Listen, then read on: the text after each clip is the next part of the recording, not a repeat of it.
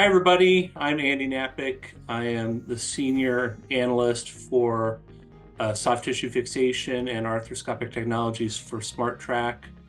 And today I am really pleased to have with me Dr. Steven Snyder. I'm sure many of you are familiar with Dr. Snyder. He's been in this industry almost as long as I've been on this earth. And Dr. Snyder and I got to talking at the AOSSM meeting recently, and he was gracious enough to agree to a little chat, little interview. So thanks, Dr. Snyder. How are you doing today? I'm doing good, Andy. Thank you. Good. So I'm kind of familiar with you just from being in the industry for quite a while. I also worked with one of your fellows here in Tucson. But I was looking back at your history here, and you can kind of fill the blanks in a little, but I'll kind of give the overview for everybody. Looks like you started out as an Army surgeon. Then you went into sports medicine in the 70s. You were with SCOE, the Southern California Orthopedic Institute, for 41 years, it looks like. And now you're chief medical officer for Pristine Surgical. So you've been in this industry a long time. I'm curious, always curious to know with surgeons I talk to, how did you first decide to get into medicine? How was that a career path for you? Well, Andy, if you could see my whole body, you with an X-ray, you'd understand that there's been a bit of orthopedic trauma in my life. And believe it or not, I started out as a scholarship athlete at Oregon State University, a running back, and two torn ACLs later, and three torn menisci, and two sublux shoulders. I met a senior surgeon, one of the founders of the not the Arthroscopy Association, the Sports Medicine Society. His name was Don Slocum, and he was the team doctor for both Oregon and Oregon State. And like I say, one of the founders of the Sports Medicine Society. And he did a little counseling for me when I told him about my enthusiasm for getting back to football. And the way he put it was, well, your knee doesn't have any ligament to control rotation, even though he'd done an operation theoretically to help that. There's no way to fix it at that time. This was back in 1981, or excuse me, back in the 70s. And he said, "Are you smart?" And I said, "Well, look at your question, high average." Although I was, president of the Honor Society and all that, but, to me, that wasn't that important. And he says, "Well, if you're at least high average, you can be an orthopedic surgeon." I said, "Well, I'm in this to be a sports guy. I'm going to be a football coach or play in the NFL or something." I weighed 170 pounds. And anyway, but that got me thinking, here I am, 18 years old and both knees out of business and, good attitude, but bad body. And I immediately transferred. Luckily, I was going into my sophomore year and I transferred into pre-med and really never looked back. The minute I saw what he did for me and the inspiration and the love that he gave me, I was hooked, and I never really varied from that path. And went on to get pretty good grades, got into medical school, and and did go in the Army as a general practitioner, really. They call them GMOs. You know, uh, they call you a battalion surgeon, but you're the only surgery you do is vasectomies. And then, you know, got out, came to LA where I'd done my internship because I loved the weather, and my wife got into law school here, and I had a couple kids and met Jim Fox, and he hired me to go to SCOE. They were just forming the group, 5 guys, and never left. Just fell in love with arthroscopy the minute I saw Fox, the magic he could do with a scope. And I just, they were so good in the knee, I decided to put it in the shoulder. Yeah, So that was it in a nutshell. I mean, once I got on that pathway, no deviation. that's really interesting. So back then, there weren't fellowship programs or anything like that. No, there were a couple shoulder fellowships, but imagine this, I've got a wife that I've wanted to keep. She was in law school, another incentive to stay together, and 2 kids, 2 cars, making payments, and a Mhm. house, and no money. So if there was a shoulder fellowship that made sense, and that to me meant did arthroscopy, there were none. Right. And there were some good shoulder fellowships with Dr. Rockwood and Dr. No, Matson wasn't even, there just weren't any. Dr. Neer back in New York, but for a Oregon, Idaho, California boy to go to New York, that just Yeah. didn't happen. So I always enjoy the history of arthroscopy, and I mean, there was guys putting scopes into knees back in like the early 1900s, but the 70s and then into the 80s really is when so Right. many of the advances sort of occurred. I mean, I'm just off the top of my head, when you started in arthroscopy, you saw the first rotary shaver probably being used. You saw the suture anchors being invented. You saw radio frequency ablation being used. Um, Tell me about like some of the most notable advances and that you saw during your 40 years in arthroscopy. Sure.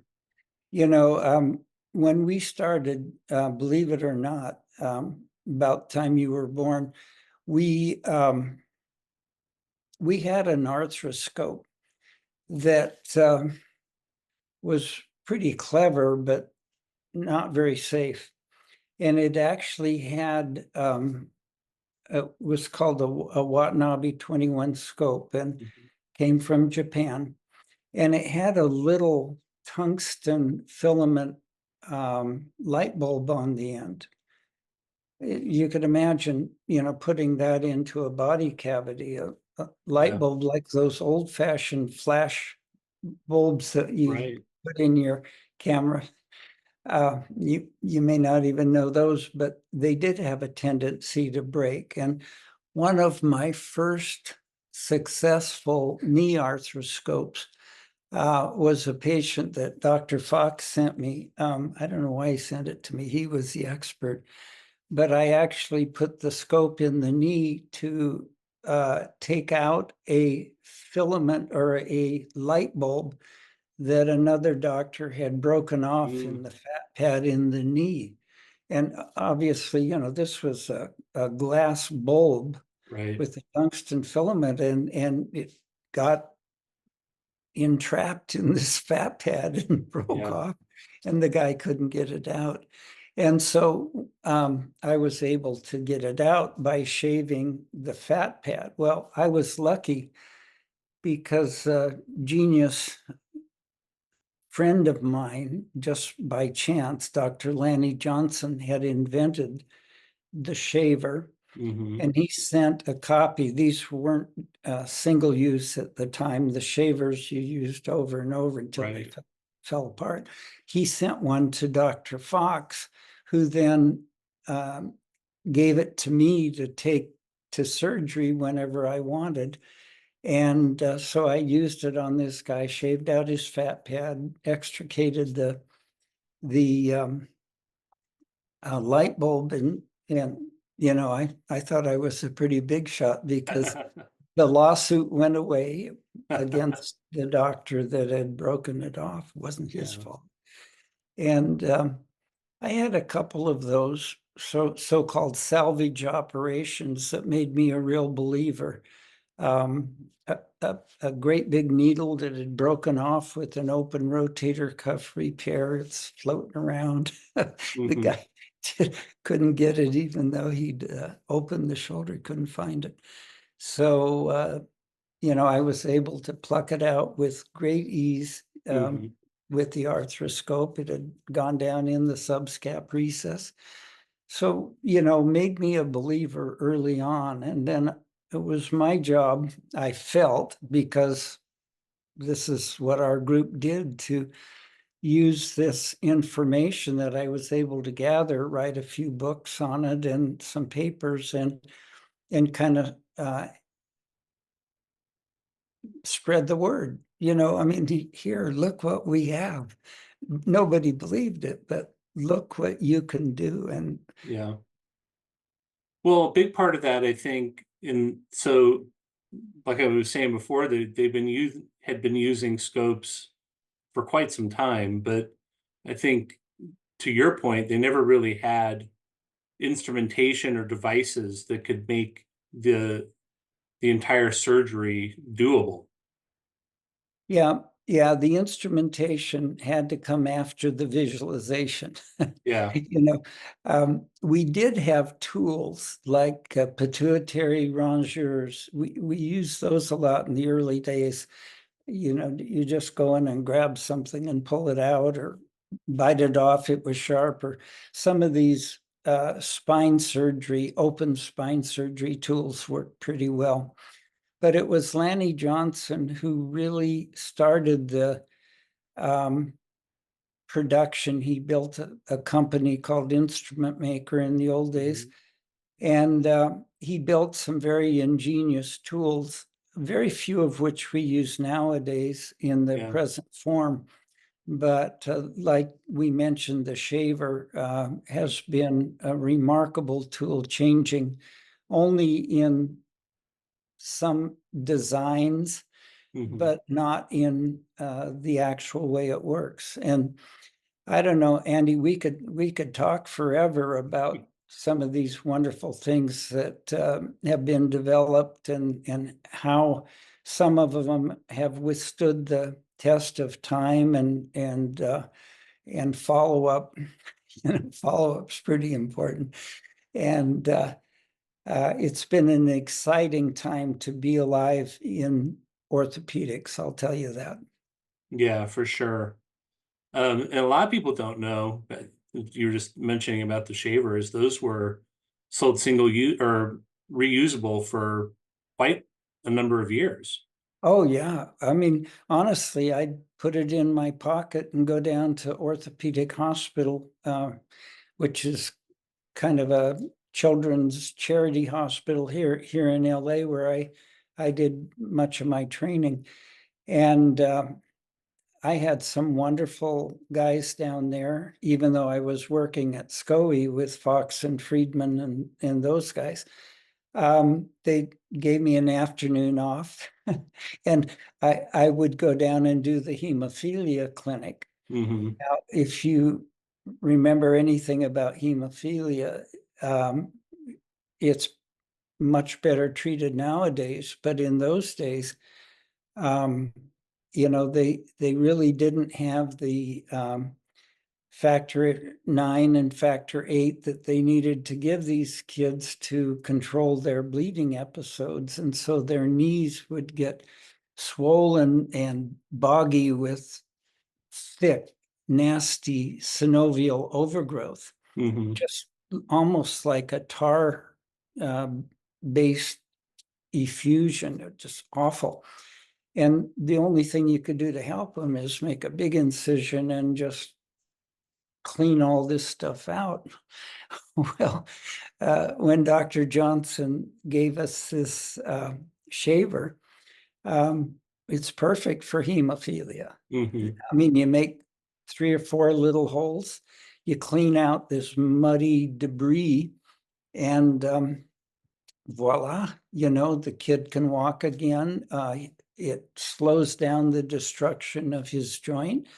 And it's, close to a miracle as I'd seen for a long time. So Yeah.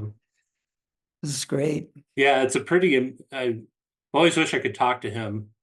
Be like, how did you think of that? Like just the design concept alone of just the rotary shaver with suction built in, and just it's amazing to me. I remember long, long ago when I first started in the industry, a surgeon that I worked with had a little tray. I think it had like 3 or 4 of those different reusable shaver blades in them in a little tray that he would carry around, Mhm. you know, give to the back room to have them cleaned and sterilized, and then he'd use them. But Yeah. and even by then everybody was using disposable blades and Yeah. it moved on to single use. But Yeah. Well, it wasn't a far leap to go from the shaver, which was the first one, um, to what he called the synovectomy tool, which had a different orifice. It would really suck in the synovium and not buttonhole the capsule as much as the big resector. And then the burrs, the various burrs, the ball burrs, the barrel burrs, and all that. And so, again, his creativity just had no limits.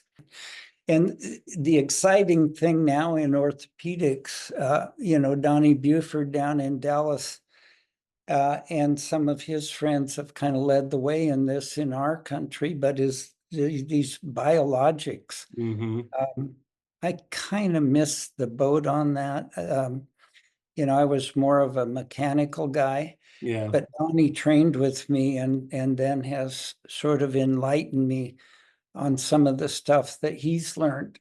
yeah, And boy, oh boy, I wish I had another shot at it because there's some exciting stuff coming out where you can help accelerate the healing and mhm, in some cases certainly avoid the surgery or at least postpone it for a while.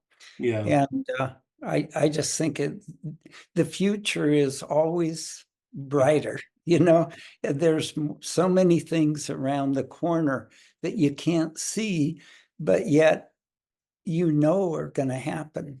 yeah, And this quantum computing stuff that I saw in 60 Minutes last night, I would love to be part of that. But yeah. There's also, I mean, it's amazing. We were just at AOSSM, you and I, and mhm. one of the booths had augmented reality for use in arthroscopy. I don't know if you had a chance to go look at that. I did.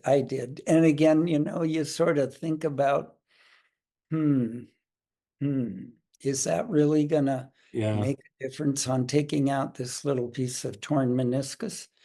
Yeah, maybe not. How about fixing this um, rotator cuff tear, Right. dislocated biceps? Well, maybe. Again, the person who says never is the person who never progresses. And Sure. so Well, and we've got to keep. you can speak to that from your experience, because I'm sure there was all sorts of detractors back in the early days of arthroscopy and arthroscopic surgery and repair, who probably, I mean, I remember when I first started 24 years ago, and that was well into, a lot of surgeons were working arthroscopically by then. But there were still surgeons sort of poo-pooing it. And, Yeah, so I mean, you can look back at that, all of that, and see obviously it has progressed, greatly in the techniques and the repair devices and the all of it just gone crazy to, make minimally invasive surgery quite beneficial for patients and surgeons. Yeah. Well, one thing that really brought it to light for me was, we're orthopedists, so we look in joints, but my mom had a gallbladder surgery open. And because I was sort of a doctor at the time, I got to dress her wound. And oh my gosh, almost fainted, Yeah. seeing this great big thing. And I went to the SAGES conference. This is the general surgeons and endoscopic conference with a buddy, Wayne Pohl, who's one of our advisors. And Wayne introduced me to the things being done now with laparoscopic surgery. And it's just amazing. So, Yeah. we've done marvelous things advancing our technology. They've done fabulous things. And the ability to take out that gallbladder, that little tiny piece of soft tissue without opening the entire belly. It's amazing Yeah. and safe, and people get well fast. They're not scarred. It's just wonderful. Yeah. One thing I'm curious about is, so the technology kind of came first for arthroscopy. Mhm. You probably got to use some of the very first cameras that came out. Mhm. Um, the rotary shaver, we've talked about that. Some of these devices that allowed sort of the access inside the joint. But tell me about when you first started doing repair procedures, when the first suture anchors came out, when, the techniques first started coming about how to do a rotator cuff repair or an ACL reconstruction. Tell me about those times, and then how you've sort of seen it evolve into what we have now. Yeah. Well, Andy, the first thing, of course, we did was take out loose bodies. you know, and even before we started doing menisci, I remember Fox or Friedman, one of them, coming out of the operating room with a little cup, little sample, pathology cup filled with 5 or 6 loose bodies from a synovial chondromatosis. And I thought, wow, that's really great. You'd never find all those open. Uh, but you ask about putting things back together. Mm-hmm. And that was exciting. Again, I'm going to refer back to Lanny Johnson because he's the first one that I remember. But he developed a staple. And this was long before suture anchors or anything else. But the staple was just like you'd imagine, a big device that had sort of barb cuts on the either side and a screw-in impactor. So you'd screw this thing in, you'd go in in the bursa, to fix the rotator cuff or the anterior labrum for instability, not so much the ACL, and certainly not the meniscus, but you'd pin this thing with the staple. You'd relax the structure best you could, and you'd bang it into the joint. Mm-hmm. And Lanny was like a magician with these things. He could fix them, but the rest of us who weren't quite that skillful had some problems. A big metal spike going into the shoulder, that if you were on the slanted part of the anterior glenoid, it would tend to cause one of the tines of the staple to spread. And or if you were too close to the joint, the impact end of the staple would be prominent, and you'd have to go take it out. Well, but if you did it right, it would work. But we got to take out a number of these for various reasons, and we were able to see the healing potential of these tissues. I mean, I took probably 2 or 3 out of the rotator cuff because they bothered people, and I got nervous that there might be some friction, against the acromion or something.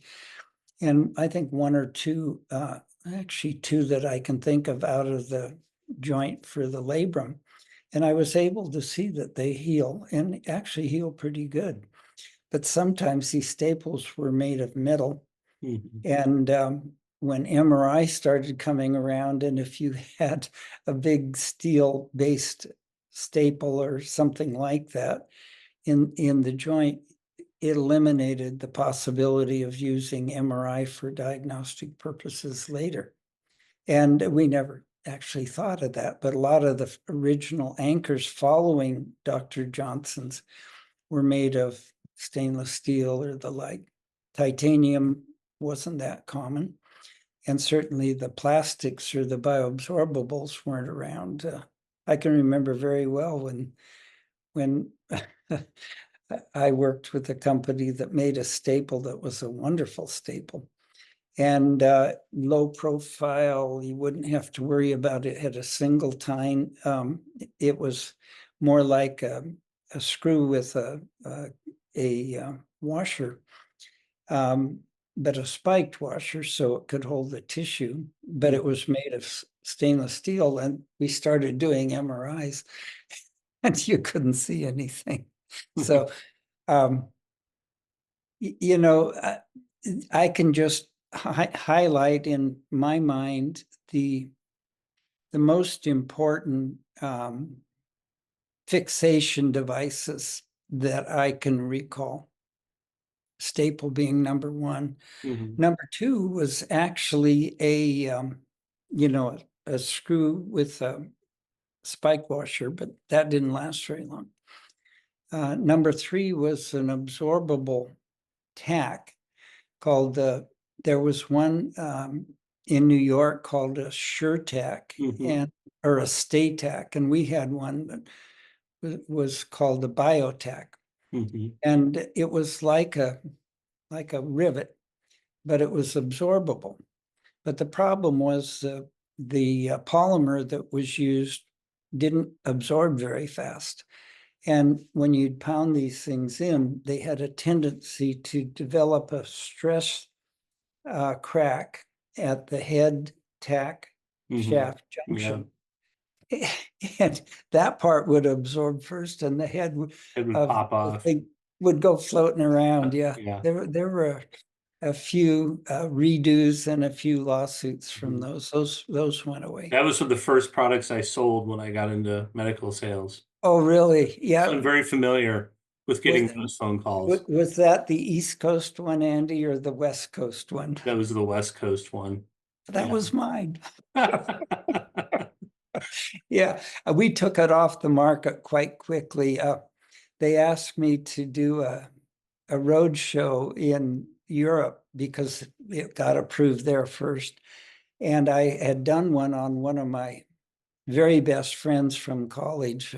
His name will be Big Al because he was big and he was Al. But he had a really bad slap lesion.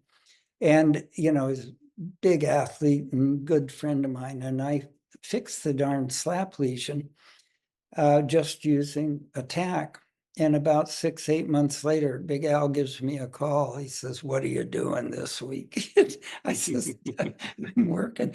He says, "Well, I got something floating around in my shoulder that's catching when I play golf." And Yeah. and of course, I looked, this thing looked like a flying saucer moving around, but it did two things. One was taught me a big lesson about the responsibility the surgeon has Mhm. after the surgery. And it's my fault.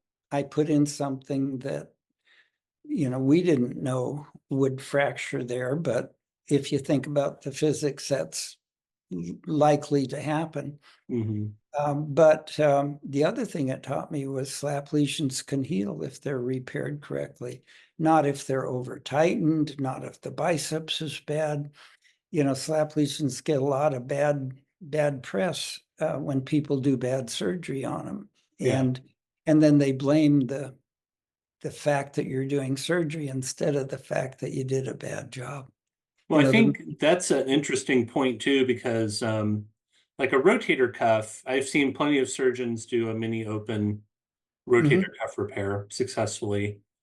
Um, I think even the data out there still suggests that there's not much difference patients has, you know, between patients being satisfied with the repair, whether it's a mini open or an arthroscopic repair. But for labral repair, that becomes much more, I think, grueling as an open procedure versus the techniques and the repair devices and everything that have come around to be able to do that arthroscopically. Oh, Um, yeah. You're absolutely right, Andy. The thing that hurts so much in surgery is a lot of times the act of opening the joint or the belly or whatever it is so that you can do the operation.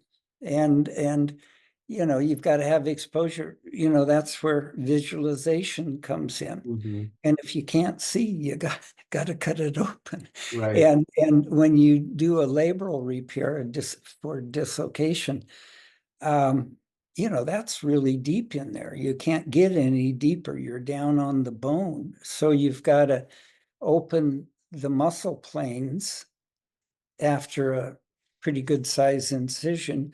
Somehow or other, you got to get through the subscapularis tendon because it covers the front of the shoulder and the labrum is underneath that. Well, you know, you're going to do some damage. Mhm, And unfortunately, for a lot of us who've had those operations, you know, that damage never really recovers. But if you poke a little telescope, a 5-6 millimeter telescope in there, you can snake it around the tendons or go through a soft part that is sure to heal, and you don't damage really anything. yeah. So as long as, you know, again, uh, I I read all these articles, single row versus double row, Mhm, this versus that, this tack versus this screw, you know, all this different stuff. But one thing they never talk about is the skill of the surgeon. You know, mhm, if some guy or gal who's done 5,000 of these does your repair, your chances of getting a good result are better than the first year rookie fellow. right. I mean, that's just the way it is. And that goes for everything in life, I think. You know, the old 10,000 hour thing, Mhm, it's really true. And that's the reason that we spent so much time building models, you know, these simulators mhm, that a young person can take to his or her home and actually do the operations yeah, without, you know, without having to be in a cadaver or a live situation. yeah. Yeah, That's that's what they. interesting too. I think that's an area, it brings up a very good point. I think technology, when we talk about this augmented reality and these Mhm. different AI learning and stuff like that, I think it'll be interesting to see if it can assist maybe a surgeon who doesn't do very many labor repairs or whatever it might be. Maybe it can assist them to do them better. Um, and then on the training side as well, I've seen some advances in how surgeons are getting trained, so they don't have to use cadaver models as much. And so I think from the technology side, there's some interesting things on both areas there. Yeah. Um, there's a lot of stuff too on the remote training. Hmm. You know, with Zoom being such a wonderful addition to our communication Yeah. armament. Um, a buddy of mine, Bill Stetson, who works just down the street here, has developed a system, and he uses it basically all over the world, Yeah. where he's got a group of surgeons that he's taken under his wing, and they'll ask him, well, could we see your latest ACL, or could we see how you're doing your rotator cuffs now, things like that. And he can turn on this device for no cost, a Zoom subscription or something. And he has overhead views, that he's got a tech student that knows how to focus on the important part. And right next to it, he has the internal view in the scope. He Yeah. can talk, he can, his students in wherever, Hungary or Yeah. wherever they are, can be there without being there. And there's a number of these real sophisticated systems. The problem is, Andy, medicine, you know a little bit about the business of medicine. Hmm. And you get a guy like Bill Stetson or one of my partners at SCOE who's really interested. It's kind of a disease that some of us get, really, really interested in sharing ideas. You Right. learn as much as you give. So, but with the way medicines and surgery's going now, with reimbursements going down, lawsuits going up, it's not quite like the old days. Yeah. And for an individual person to devote time to educating people they barely know Hmm. and putting in the money to buy the equipment, um, Yeah. it's getting tough. And I see a lot of the younger people coming in, and they're frustrated. They've got this enthusiasm to build knowledge and share knowledge, and they're just kind of getting frustrated because there isn't enough time or resources. And Right.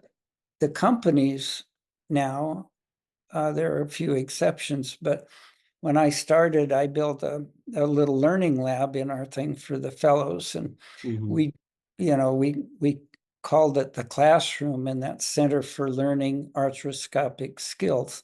Hmm. And oh my gosh, all I had to do was ask, and these companies would donate equipment Hmm. and help fund no cadavers. Yeah. Right. But and people would come from quite a quite a ways to watch surgery because we had big TV monitors in the classroom. They could watch a case, they could do a case on the Alex models from Sawbones, and then we'd have contests. We called them the World Series of Shoulder Arthroscopy. And our fellows, before they really could do anything in the operating room, had to prove to us. We'd come together as a group, the sports guys, one night, have a few beers, and watch the fellows perform Hmm. these various reconstructions, not on cadavers, but on these lifelike plastic models. And I'm telling you, it ramped up their learning curve like nothing I've ever seen before. Yeah. But people don't donate money anymore, except the partners. And in fact, that's what we're doing on Thursday. We're doing a whole clean out and reconditioning of the classroom at SCOE so that the new fellows coming this August will have the ability to do that. But Yeah. It brings up a good point. I'm going to ask you this, and then we're going to get to your current venture with Pristine Medical. But it brings up something I'm kind of curious about and get your insight on. It seems that the meetings lately, so we were just at AOSSM, at ANA a couple months ago, Academy a couple months before that. I think we have OSET coming up. Um, Seems to me that the attendance isn't what it used to be, and I don't know if it's a product of what we went through with COVID and or I don't know what. What's your thoughts? Are surgeons, is it easier for surgeons to get the information they need now remotely? You talked about how a lot of this stuff can be done over Zoom, or I know that a lot of the companies have sort of remote um, ways that they can teach about products and whatnot. What do you think about the meetings now and how they're attended? Yeah, I think, again, like we talked about before, probably ad nauseum, it everything changes.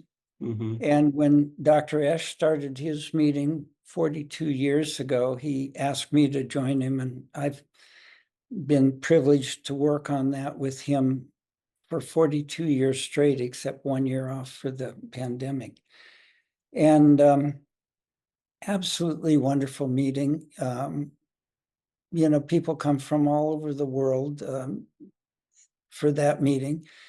This year, the attendance was down, and for the academy, I know you were there. It was kind of sad, Yeah. and I think the reason that my partners didn't choose to attend like they always used to was that number one, for arthroscopy, which is, I think the most important thing in the world for me. Um, People actually get arthroscopy in their residency now. They never Mm, did before. So the only way they could get it is to go to the learning center or right. yeah, so they get trained a little bit better. I mean, the fellows that come to us as rookies, I don't want them operating on my buddy. Uh, but at least they've got a head start, and we've got better tools. And some of these AI virtual reality things coming out, we've got them in our classroom, and Yeah, they're good. They're not real yet, but they're sure. good and getting better. But the other thing is the companies have learned that if they can hook a young surgeon Hmm. early in their career and get them comfortable using the various devices, good and bad, that they are selling, um, get these kids indebted to them and feeling like part of their team, then they may have a surgeon for life. Sure. And I've seen that, and you know exactly what I'm talking about. Some of that's good, but a lot of it takes away from the competitive environment that people need to make rational, financially, fiscally responsible choices. Right. Yeah, I ran a surgery center for many, many years, and to watch the prices from some companies go up because they've hooked the Hmm. young people into their product line, you finally put an end to it. The way I did it was to require that the reps that were selling stuff, I never said they couldn't sell it, but I had a big poster on the back of Hmm. the dictating room door, and each company, one, two, three, four, had to put the price that we paid at SCOE Right. for that tool. Suture anchor, everybody has them. How much do you pay? How much do you pay? And the surgeons themselves, who were part owners of the surgery center, they look at that, and it's sort of, if they have a conscience, they know they're taking funds away from uh, the investors. Yeah. And and only because somebody's cajoled them into being a lifetime Yeah. Yeah, it's hard to And it's say. hard, from the rep perspective, because I had accounts that did that back in the day. And I understood because, reimbursements are always getting Mhm, chopped. mhm. And, the one thing I'd always have to talk about too was, sure, you can mail order a lot of these products, but you don't get the service along with it. If the service is important, Oh, it is, yeah, something you do pay for. But I agree in that, you always have to be competitive no matter yeah, what. And it's gotten to the point where a lot of those products are certainly, um, very similar. yeah, So this brings up a good time to talk about this now because we're coming up almost on an hour. Um, but so you've recently moved into being medical director with Pristine Surgical.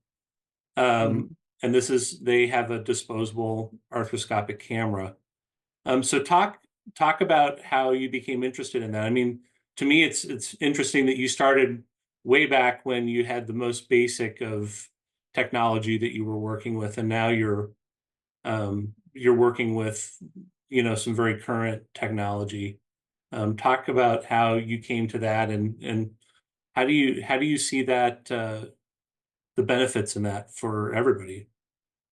Yeah, you know, again, it's again just keeping your eyes open. Um, 10 years ago, I was introduced to the idea of let's do a new camera, scope camera, both Mhm. together.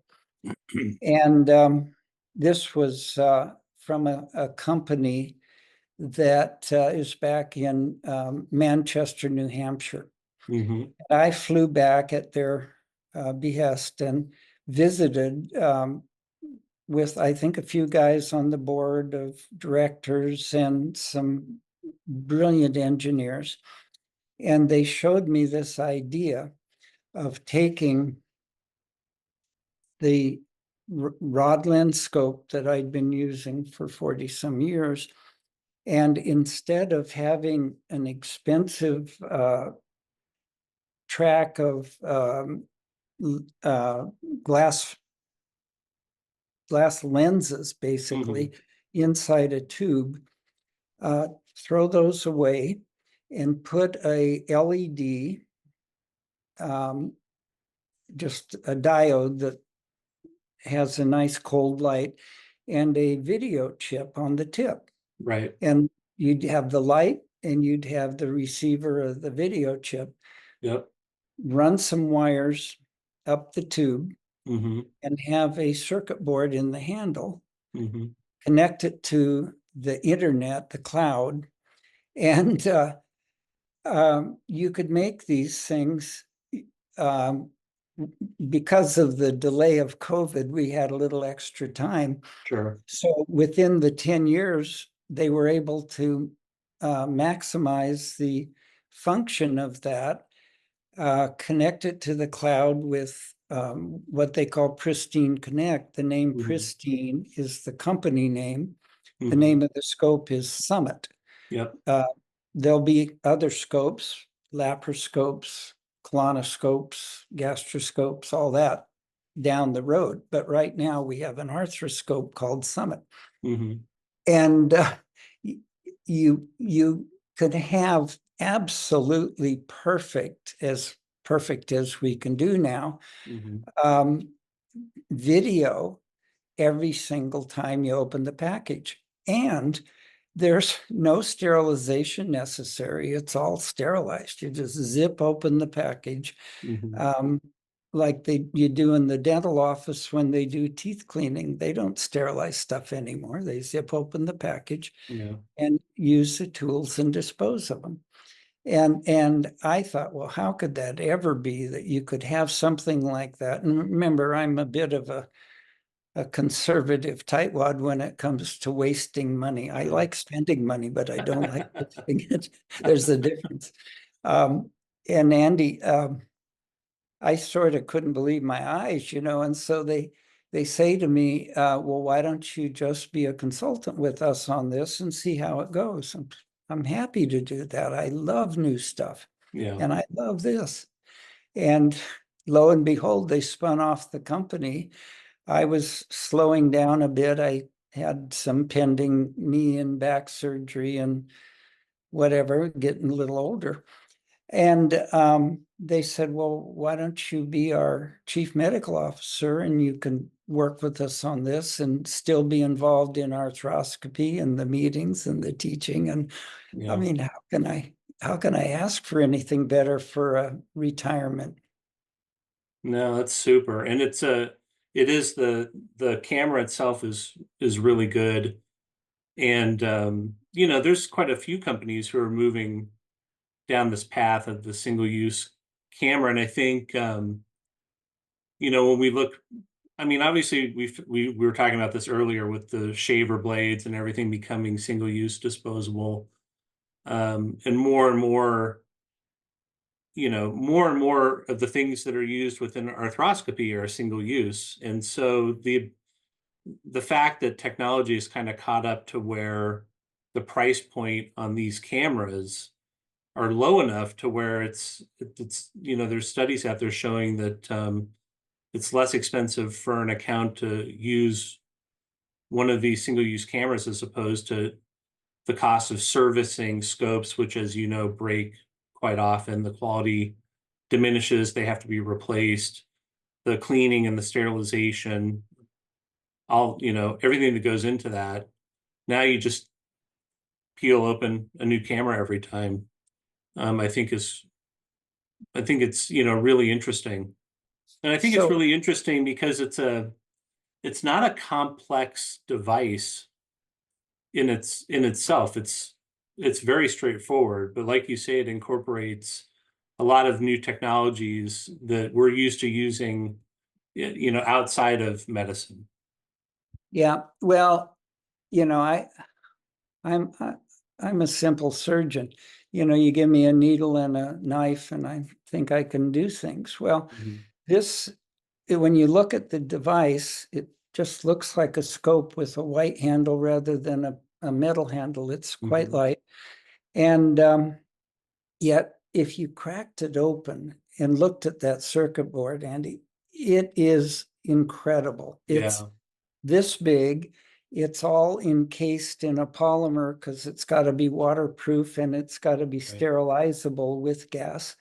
And there's a lot of technology in there, things that I certainly would never understand. Yeah.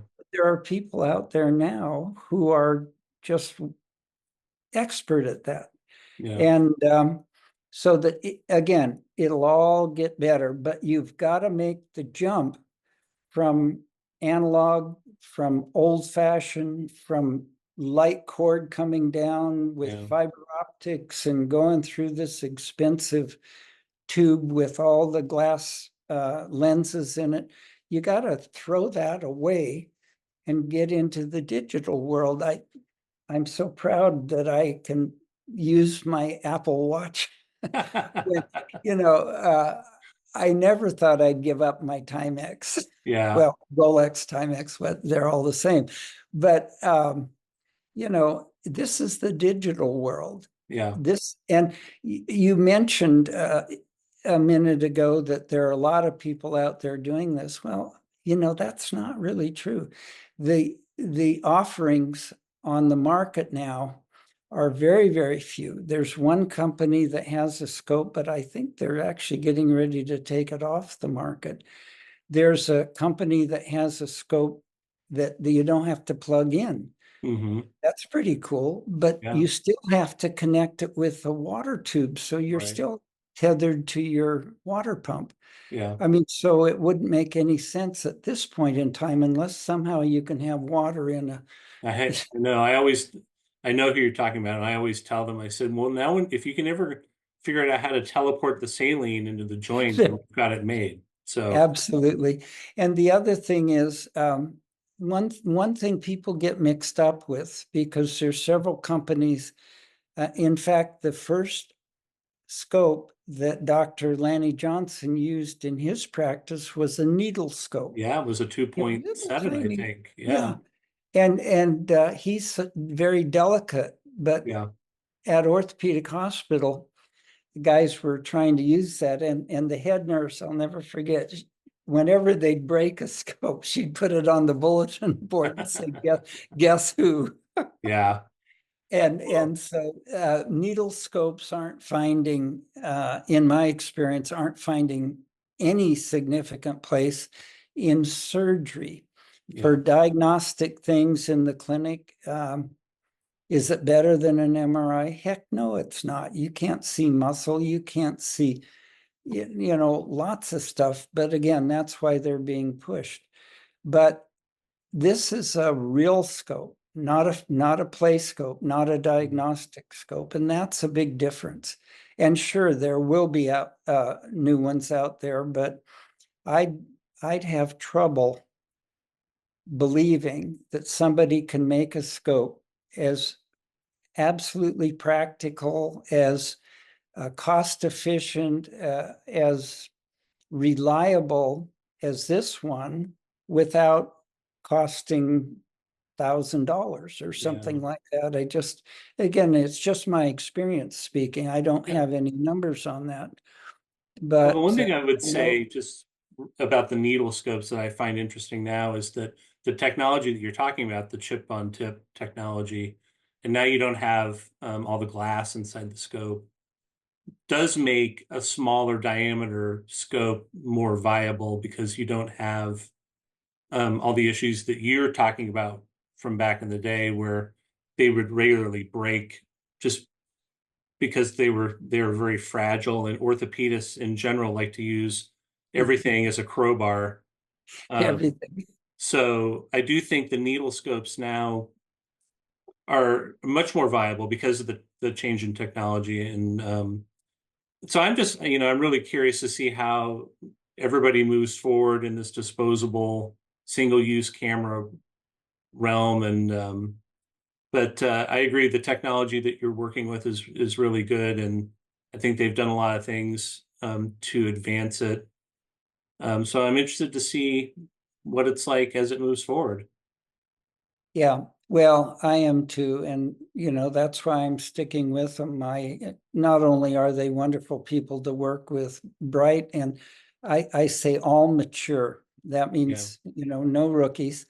And everybody's had experience like you in the whole realm of orthopedic sales and marketing and technology and all that. They're all so bright and yeah, experienced. So for me, it's great. And um, I get to sort of sit back and watch my specialty grow, which yeah, is really wonderful. yeah. Well, great. Well, Dr. Snyder, I really appreciate your time and to sit down and have a conversation today. Just so many things that you've seen over the years that that I in this world of orthopedics and arthroscopy, I think a lot of it's very cyclical. We see it come and go over time, and a lot of the people who haven't been in the industry very long don't recognize that. But I just think it's great that you share your story with us, and I look forward to seeing you hopefully at OSET here in a couple months. Oh yeah, I wouldn't miss it. All right. All Thanks, right. Andy, very Thanks, much. Dr. Snyder. I really appreciate it. Okay, All right. Bye-bye. bye-bye.